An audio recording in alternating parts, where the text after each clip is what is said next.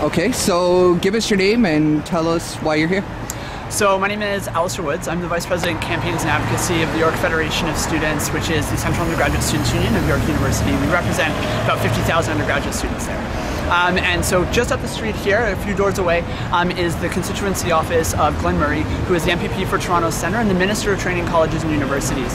This morning at around 11 a.m., about 25 students and their supporters entered the office, presented the staff there with a memorandum of understanding saying that they'll be occupying the office for a day to talk about the fact that the government has totally failed students in this budget and over the last 7 years has continued to increase tuition fees by 5 to 8%. Since 2006, tuition fees have gone up on the high end about 71%.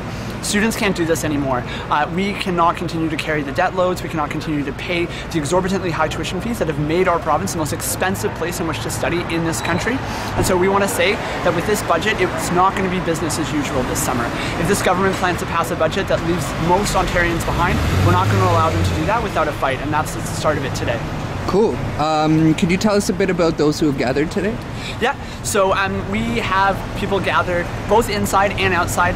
So inside we have students from the University of Toronto, York University, Ryerson University, George Brown College, as well as community support from the community, but also from the Canadian Union of Public Employees and from other organizations, as well as the Canadian Federation of Students.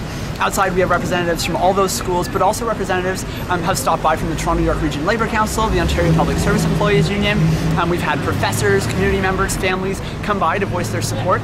We also actually had some Quebec students come by who are students from Quebec who study in Ontario. They actually did one of their own actions today at a Quebec ministry office here in Ontario, and they came to join us as well to show their solidarity because right now Quebec students are fighting a 75% increase in tuition fees, and that's actually why we chose Thursday to do it as well, because we have our own issues. But Thursdays are actually solidarity days in Quebec, where they're asking students across the country and across the world to show some support for their cause so that they can also show support for ours. Awesome. Any final thoughts? Well, I think it's going to be a very long summer of discontent in Ontario, and I think that students are going to be at the forefront of that.